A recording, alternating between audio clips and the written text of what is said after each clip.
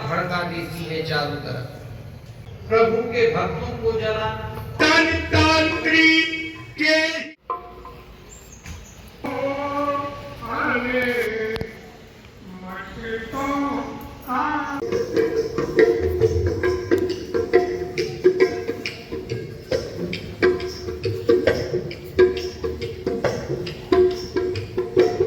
मोहन और मोहन मस्तों का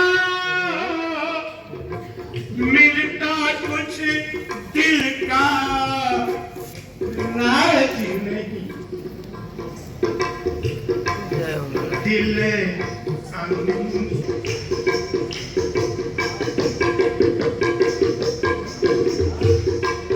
मोहन और मोहन मस्तों का, मोहन और मोहन मस्तों का मिलता कुछ दिल का राज नहीं।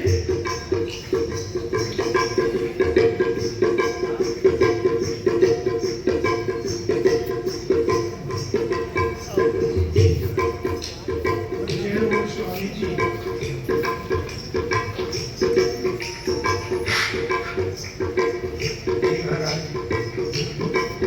मोहन मोहन और मोहन मस्तों का मिलता कुछ दिल का राज नहीं, दिल अंदर बातें होती है, दिल अंदर बातें होती है। तांत्रिक के ही तारों से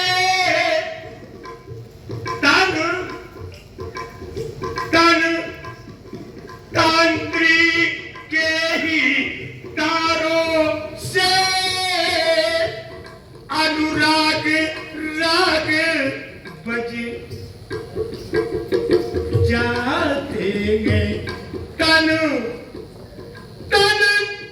तांत्रिक के तारों से अनुराग राग बज जाते हैं।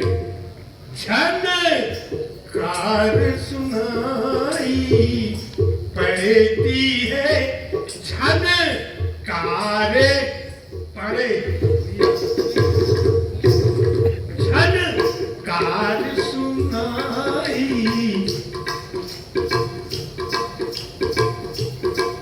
झनकार सुनाई पड़ती है।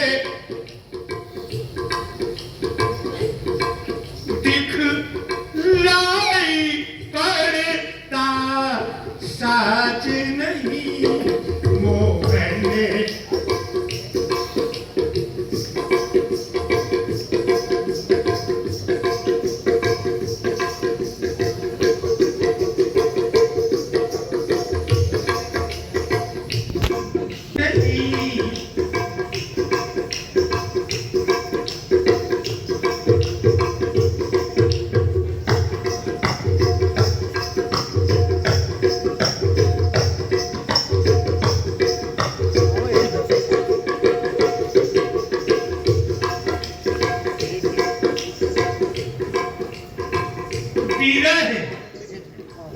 विरह वेदना की चोटें हैं। प्यारे भाइयों, विरह कहते हैं प्रेम को।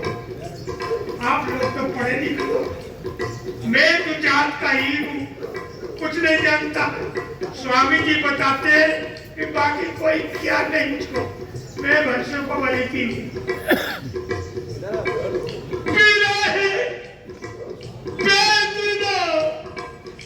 की जो मर गए लगी पूरी होती है, लगी में आदमी का प्राण नहीं निकलता और नहीं बाकी उसका सब कुछ हो जाता है।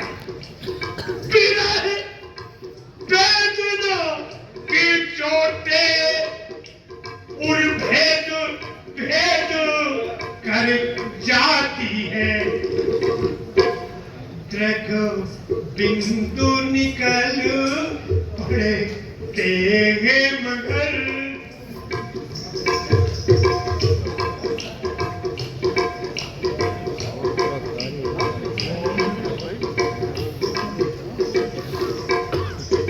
प्यारे भाइयों, विरह वेदना की चोटें और माने दिल में समा जाती है और दर्द होता है, प्राण नहीं निकलता, वो तड़पता रहता है। विरह वेदना की चोटें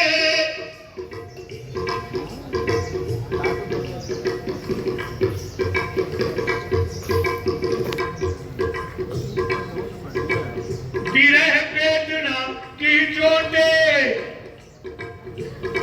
दिल बड़ा कष्ट होता है। फिर प्रेम में दर्द माने आंख और बिंद माने आंसू। वो प्रेमी जिसे हमारे स्वामी जी है, प्रभु के विरह में 24 घंटा में इनको भजन करते थे। कहा प्रभु को अपने विरह पे स्वामी से सब मेरी गुरबहन कसम से, सब मेरी गुरबहने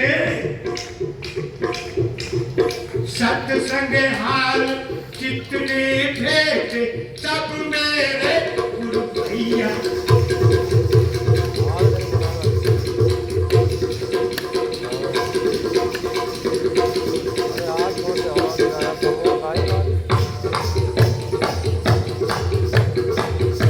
बोला सतगुरुदेव भगवान की।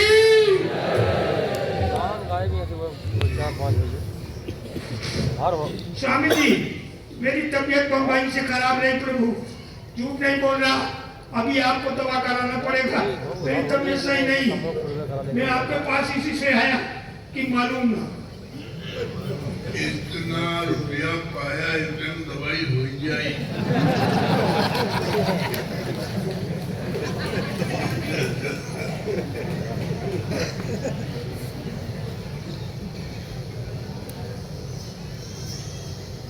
और ले 1 रुपया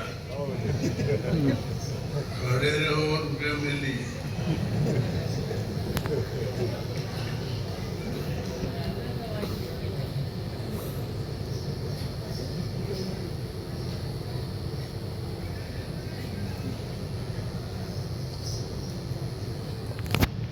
नरसिंह अवतार होने का संसार में सबसे ज्यादा त्योहार बाद में मनाया जाता है। सही पूछो तो रोज ही त्योहार है।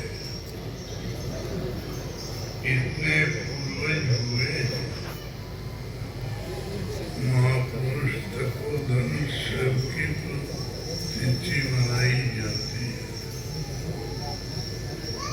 शाम में तो रोज व्रत उपवास लगा ही रहता है, लेकिन प्रमुख रूप से 4-6 त्योहार मनाए जाते हैं। होली, दीपावली, दशहरा, रक्षाबंधन, रामनवमी, कृष्ण जन्माष्टमी, फिर बुद्ध जयंती, शिवरात्रि, वसंत पंचमी, फिर महापुरुषों की जयंती, नानक जयंती, कबीर जयंती, तुलसी जयंती, रविदास जयंती, हर महापुरुष की जयंती मनानी इत्यादि। साधूनां दर्शनं पुण्यं वेशभूषा हि साधवान् काले फलन्ति तीर्थान् सत्य साधु समागमः। साधु का दर्शन पुण्य है। भूतकाल के साधु आज के तीर्थ हैं। तीर्थ काल पाकर फल देते हैं। सत्य साधु समागम, साधु समागम तत्काल फल देता है। जितने भी आपके तीर्थ हैं, किसी समय में वहां पर महापुरुषों ने जन्म लिया, कुछ महापुरुषों ने तपस्या की थी, अथवा कुछ महापुरुषों ने वहां पर समाधि ली थी, इसलिए तीर्थ हैं। रामेश्वर कुछ नहीं था। जब राम जी ने सेतु बांधा तो सेतु बंध रामेश्वर। जगन्नाथपुरी भी कुछ नहीं था। जगन्नाथपुरी में भगवान श्री कृष्ण का शरीर बहता हुआ उड़ीसा के महाराजा को मिला। उन्होंने स्थापना कर दिया। श्री कृष्ण, बलदाऊ और बहन सुभद्रा की मूर्ति है वहां पर। श्री कृष्ण से पहले द्वारिका भी कुछ नहीं था। श्री कृष्ण से पहले मथुरा में कंस का आतंक था। ऐसे ही भगवान श्री राम जन्मे अयोध्या में। नानक जन्म गए तो ननकाना साहब।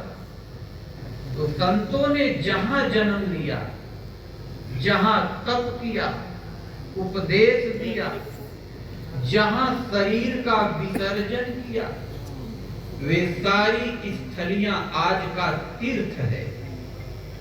मक्का क्या है? जिस स्थान पर मोहम्मद साहब बकरियां चराते थे, खदीजा बेगम थी, गरीब घर का लड़का बकरी नहीं चराएगा तो क्या करेगा? एक धनवान औरत थी, उससे शादी हो गई। वे गुफाओं में बैठ के भजन करने लगे। उन्हें आकाशवाणी होने लगी। जहां पहले आकाशवाणी हुई थी वह जगह तीर्थ है। फिर जिस झरने के किनारे घनी लड़ाइयां हुई, उस झरने का नाम है आबे जमजम। आब माने पानी, आबे जमजम तीर्थ हो गया। जिस दिन शरीर छूटा तो 12 वफात, 1 महीने का नाम रख दिया। वफात माने शरीर छूटना। भगवान विष्णु ने जहां तपस्या किया तीर्थ। भगवान श्री राम ने जब विजय कर ली लंका पर, दशानन के 10 सिर कट गए, फिर नहीं उठा तो उस दिन दशहरा। राम का अभिषेक हो गया। अयोध्या में दीपदान हुआ, दीप जल गए। लक्ष्मी जी चली आई। अंदर बाहर अवध के कोने कोने में उजाला हो गया तो दीपावली। राम राज बैठे त्रैलोका, हर्षित भय गए सब शोका। सतयुग की एक घटना है। द्वारपाल हरि के प्रिय दोहु, जय अरु विजय जान सबको। विप्र श्राप ते दोनों भाई, तामस असुर देह तीन पाई। कनक कतिपु अरु हाटक लोचन, जगत विदित सुरपति मदमोचन।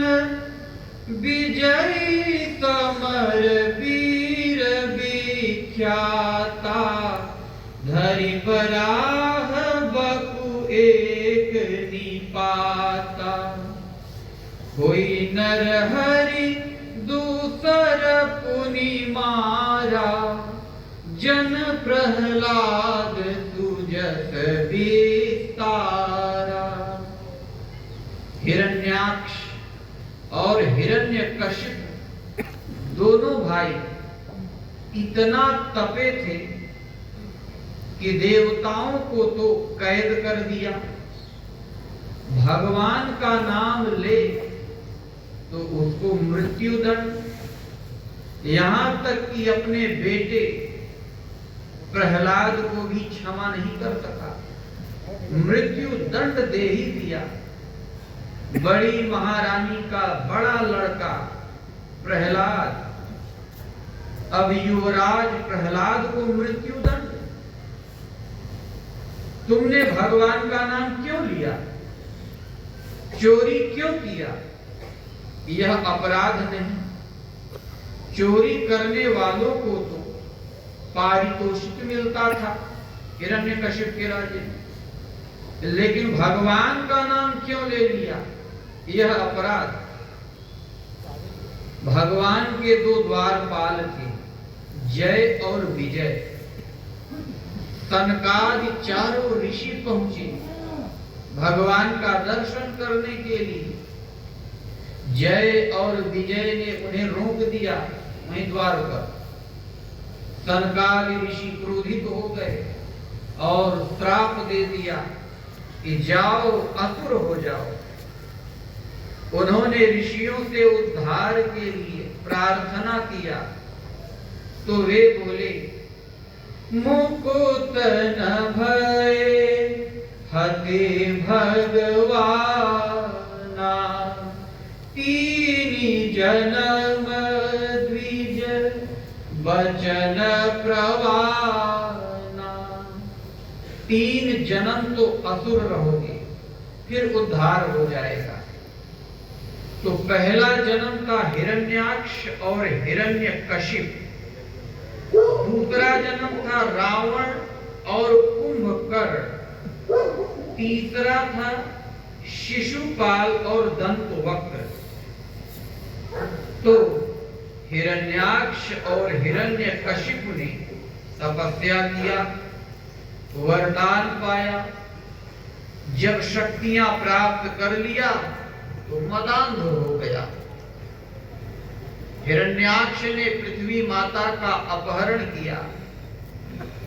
वराह रूप धारण करके भगवान ने पृथ्वी का उद्धार किया, हिरण्याक्ष का वध कर दिया।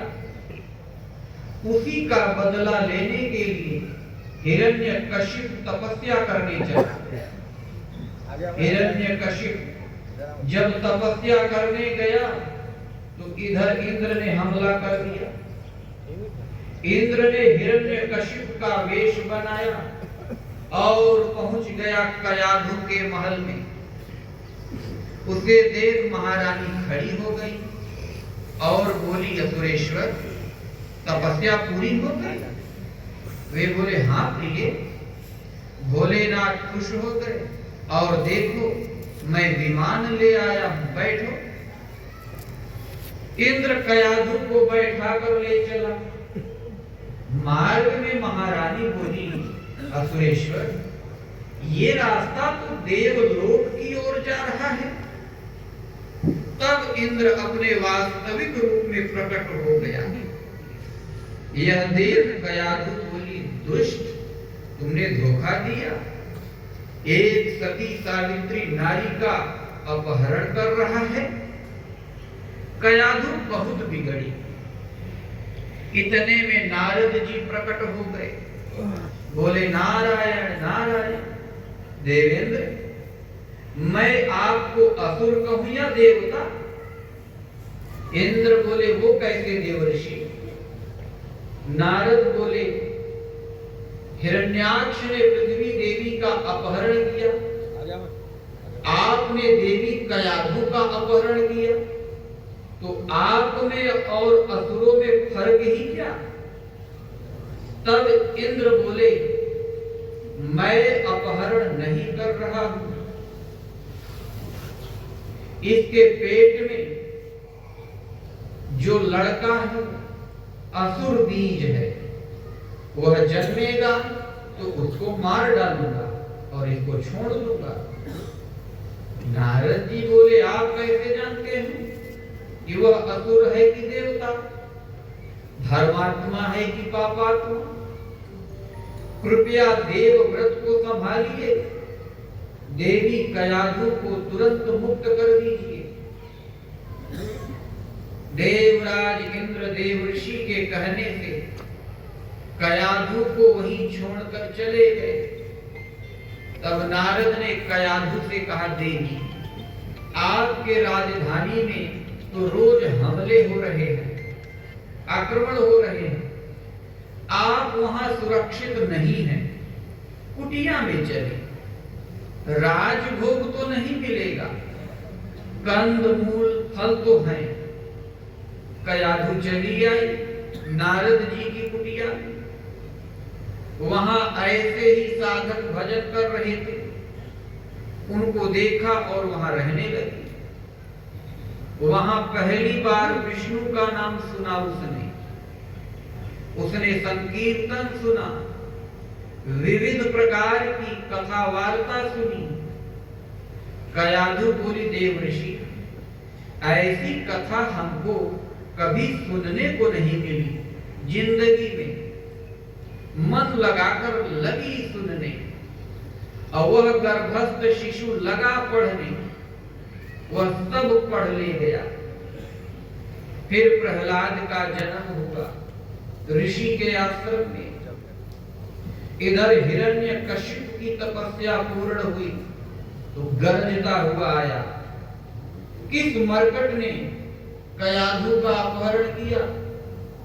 तो नारद जी बोले वो आपकी कयाधु सुरक्षित है, और देखिए युवराज पैदा ना। नारद जी बोले कभी नहीं, यह नाम मेरी जुबान पर नहीं आएगा। 5 साल बाद जब प्रहलाद की विदाई हुई तब प्रहलाद बोले गुरुदेव आपने भगवान का एक नाम हमको नहीं सिखाया। नारद जी बोले कौन सा नाम? मैं भूल गया। प्रहलाद बोले विष्णु। नारद जी बोले अरे ये नाम तुमने कहां से सीख लिया? मैंने तो नहीं बताया। प्रहलाद बोले आप ही ने बताया था। 1 सहस्त्र बार विष्णु नाम का पाठ किया था आपने, जब मैं माता जी के उदर में था, गर्भ में था। नारद जी बोले तुमने याद कर लिया? प्रहलाद बोले भली प्रकार याद कर लिया। तो बच्चे गर्भ में भी पढ़ते हैं, गर्भ में ही अष्टावक्र ऋषि वेद पढ़ ले गए। एक दिन उनके पिता वेद का गलत उच्चारण करने लगे तो गर्भस्थ शिशु की आवाज गूंजी, पिताजी अशुद्धम अशुद्धम। तब ऋषि बोले अरे मेरे ऐसे प्रकांड विद्वान को किसने चुनौती दिया? तो अष्टावक्र की माता जी बोली लगता है ये गर्भस्थ शिशु की आवाज है। ऋषि बोले अभी जन्मा भी नहीं और इतना टेढ़ा, मेरे ऐसे प्रकांड विद्वान को चुनौती देता है? जाओ हो जाओ। अष्टावक्र का जन्म हुआ तो 8 अंगों के टेढ़े थे।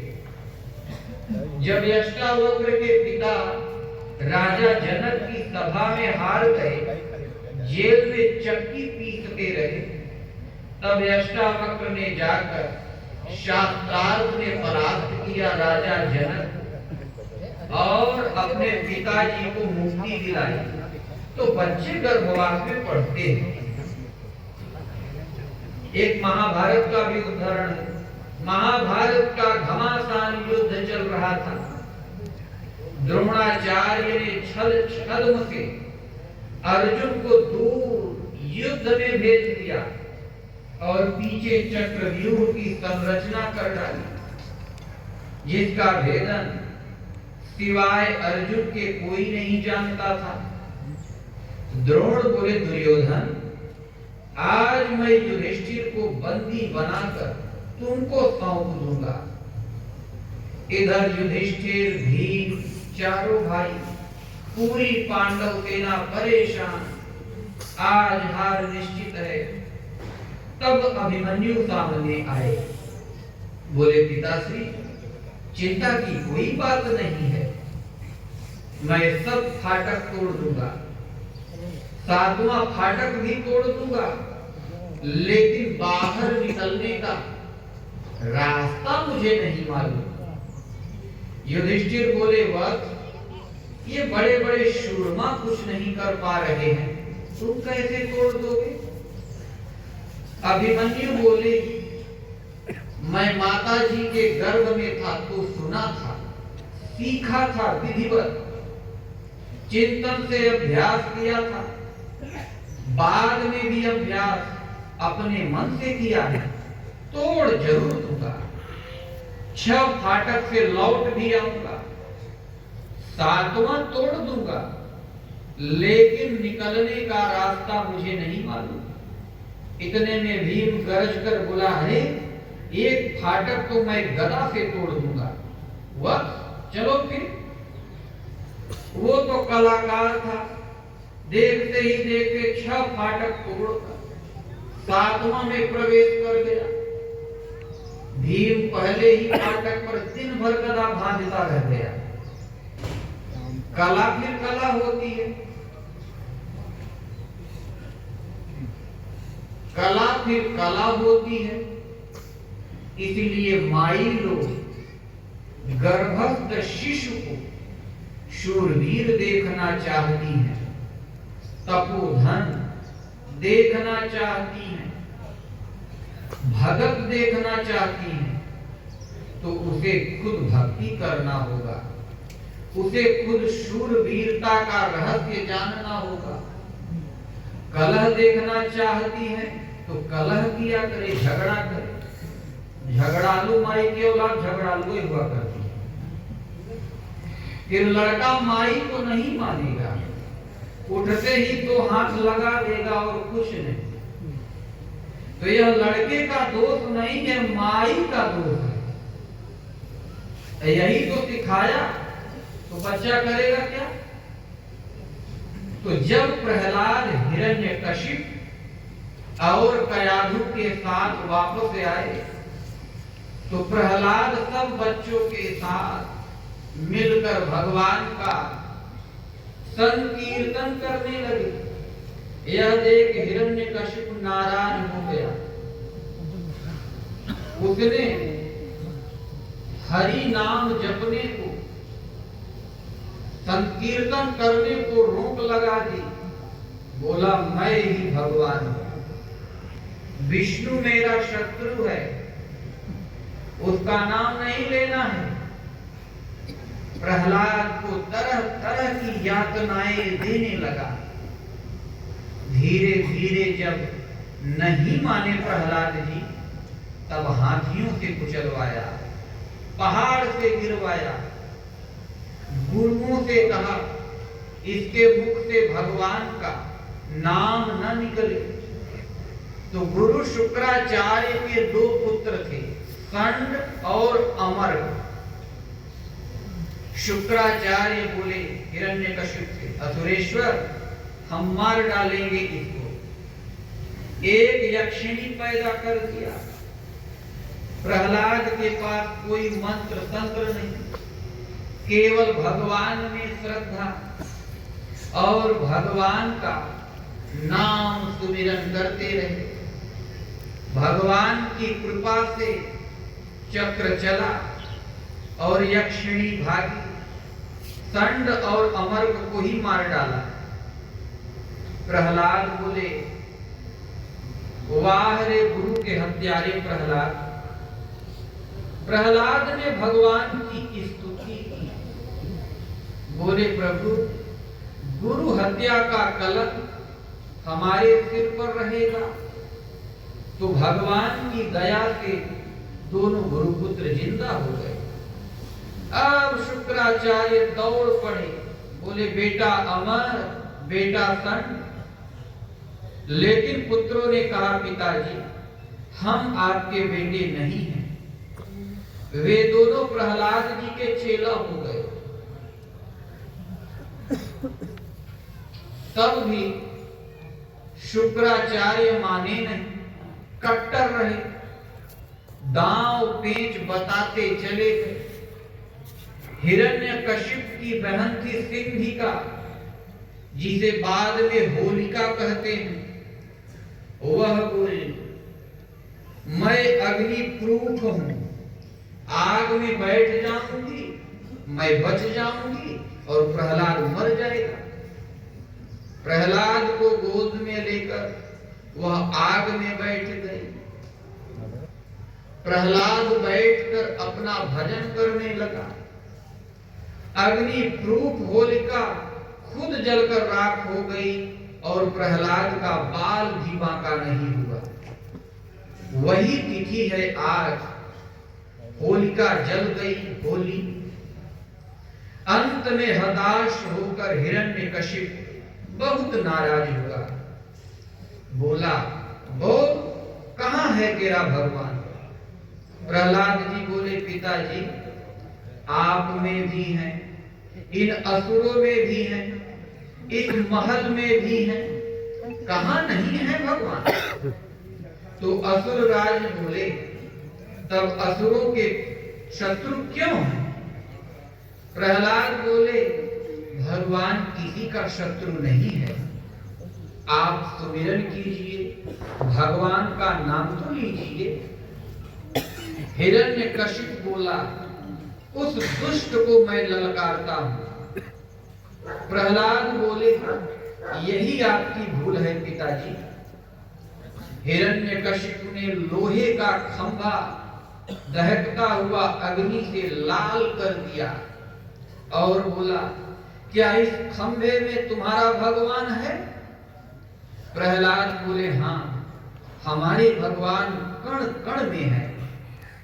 तब हिरण्यकशिप बोला, पकड़ इस खंभे को मेरे सामने। प्रहलाद बच्चा ही तो था, थोड़ा सशंकित हुआ। तब उसको खंभे पर चढ़ती हुई एक चींटी दिखाई पड़ी। उसे देख प्रहलाद निश्चिंत हो गया कि जब इस चींटी को आग नहीं जला रही है तो हमको क्या जलाए। दौड़कर खंभे को पकड़ लिया। तब हिरण्यकशिप भी आगे बढ़ा।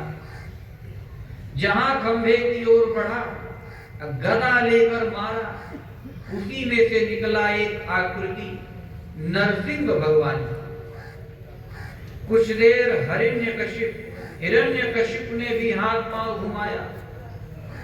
फिर भगवान ने उसे उठाया, जंघे पर रखकर बोले, देख क्या मिला था तुम्हें वरदान में। यही आशीर्वाद की, न दिन में मरूं न रात में, न अस्त्र से न शस्त्र से, न धरती पर न आकाश में। मैं विधाता की सृष्टि में नहीं हूं। विधाता भी मेरे तेज के अंश मात्र से उत्पन्न है। अब न दिन है न रात है, गोधूली का समय है। न धरती में है न आकाश में, न बाहर है न भीतर, देहली पर है। न अस्त्र है न शस्त्र, देख ये मेरे नाखून। और हिरण्यकशिप का उदर विदीर्ण कर नरसिंह भगवान ने उसे मार डाला। प्रहलाद भगवत स्वरूप को पा गया। भगवान बोले, प्रहलाद तुम राज्य करो। प्रहलाद बोले, हमें राज की नहीं जरूरत है, हमें आप चाहिए। भगवान बोले, प्रहलाद तुम पर मेरी असीम अनुकंपा है, लेकिन जनता को शिक्षा देने के लिए तुम वापस जाओ।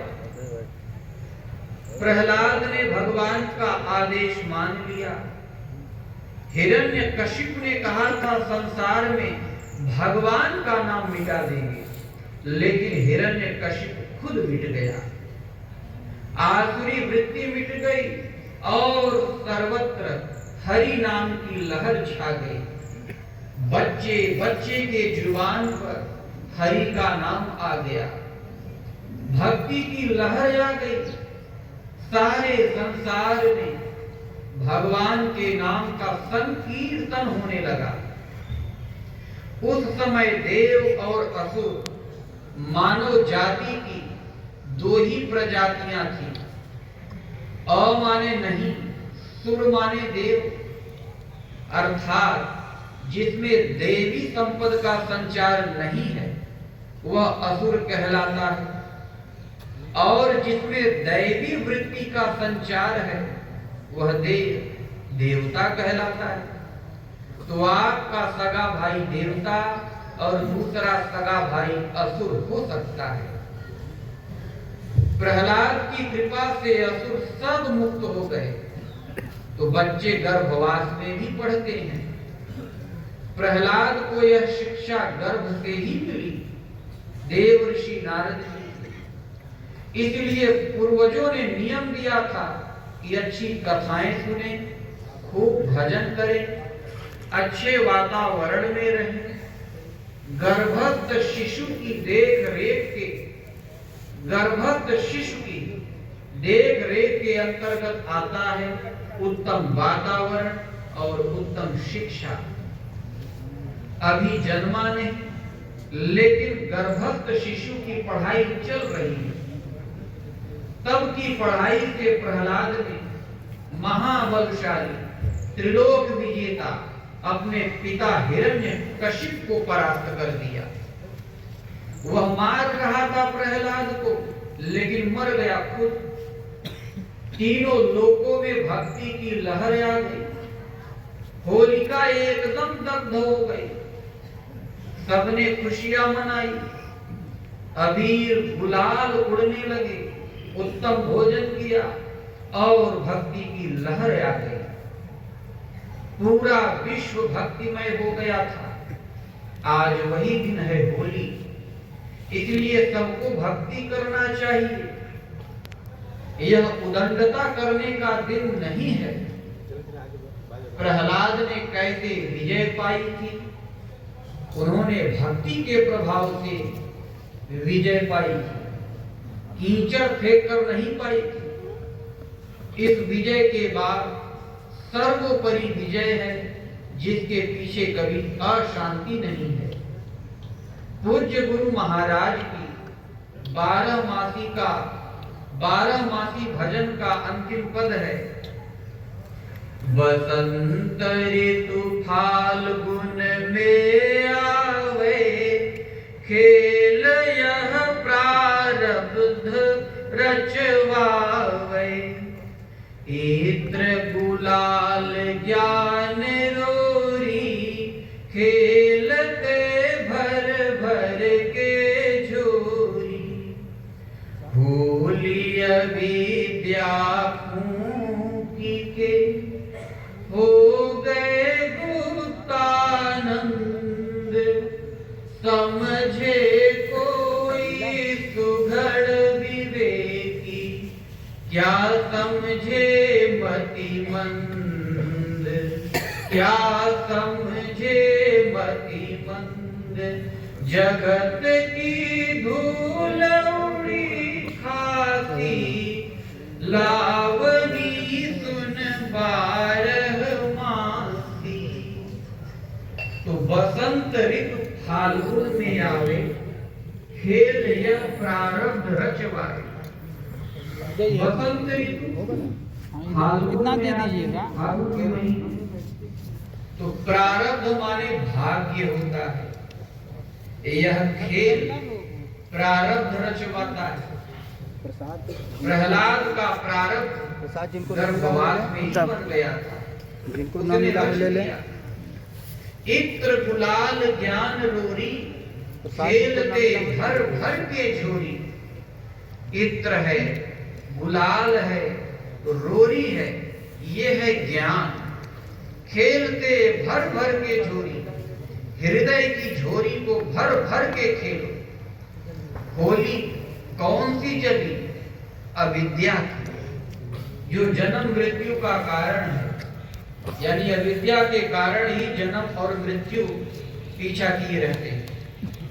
होली अविद्या फूंक के हो गए गुप्तानंद। समझे कोई सुघड़ विवेकी, क्या समझे मतिमंद। अविद्या जो आवागमन का कारण है, उसे होलिका में फूंक दो। जब अविद्या जल गई यानी समाप्त हो गई, तो अनिर्वचनीय आनंद है।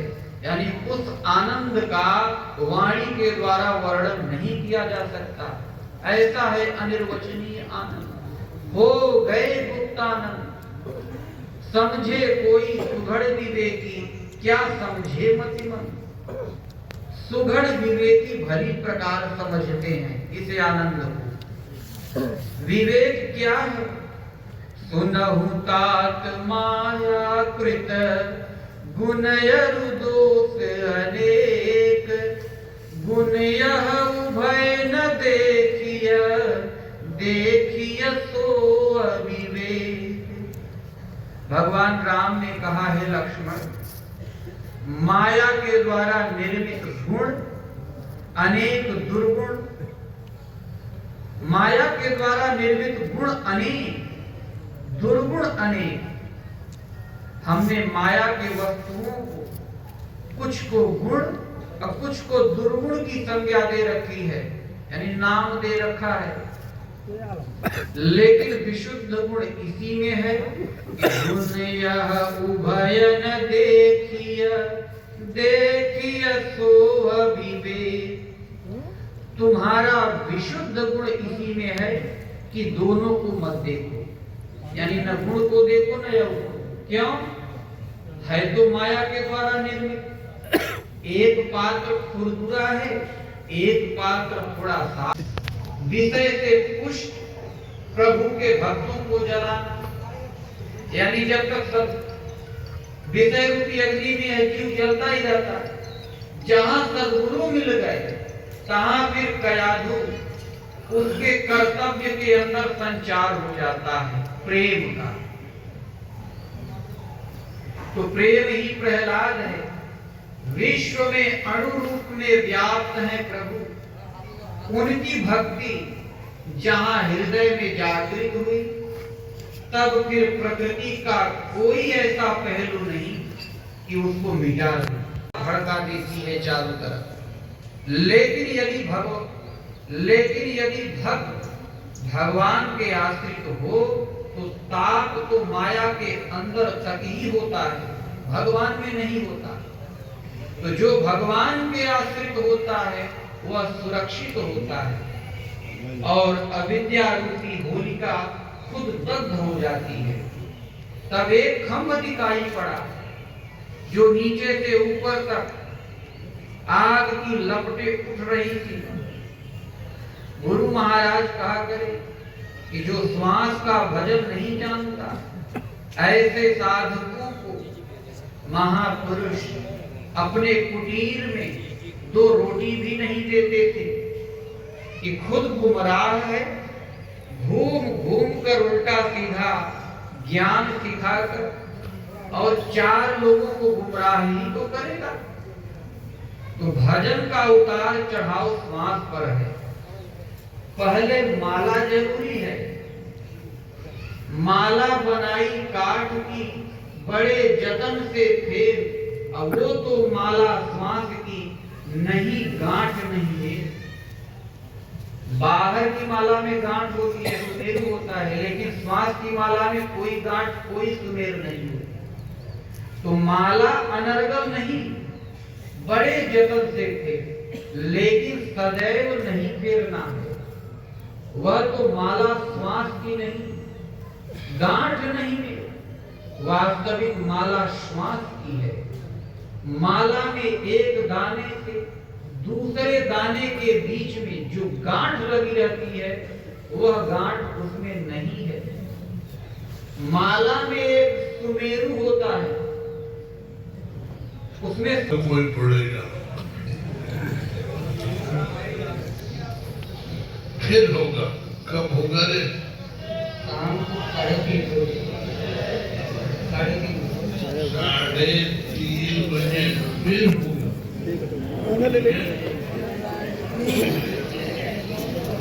बड़ी लंबा प्रोजेक्ट चल गया, बड़ी लंबा प्रोजेक्ट चल गया। लेकिन आज हम इन्हें तो ऐसे करवा ही देंगे। ये दिन बोला कि फर्स्ट डे बोला था कि है बोला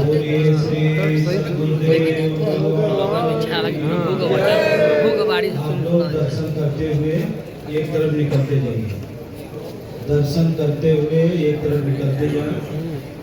और माताओं के पीछे जो पुरुषजन है पुरुषों की तरफ चले, माताओं के पीछे जो पुरुषजन है वो पुरुषों की तरफ चले हुए और दर्शन करके आप लोग एक तरफ होते जाएंगे। दर्शन करके एक तरफ बढ़ते जाएं और पीछे वालों को चले। हाँ, कृपया ध्यान दें, अपने अपने सामान की सुरक्षा आप स्वयं करें। कभी कभी मोबाइल गायब हो जाती है, चैन भी कट जाता है, इसलिए अपने सामान को सुरक्षित रखते हुए एक तरफ बढ़ते जाएं। जो लोग दर्शन कर लिए एक तरफ होते जाइए और जाकर के 3 सेट में बाल बुक करें। बाल बुक करवाएगा नहीं है, एक घंटा लगेगा। हाँ, 1 घंटा लगभग कभी अब नहीं गलत काम ना करते हैं। दर्शन करके एक तरफ होते जाएं। वहाँ गए हम कान पकड़ लेंगे ना खावा, उसके बाद फोटो गया। चलो हो गया फोटो, मत गया बुरी लगाना नहीं है रिगार्डिंग मार ले हाँ बोला तो बोला ज़्यादा छोड़ा। दर्शन करके एक तरफ बढ़ते जाइए और जो लोग दर्शन कर लिए जाकर के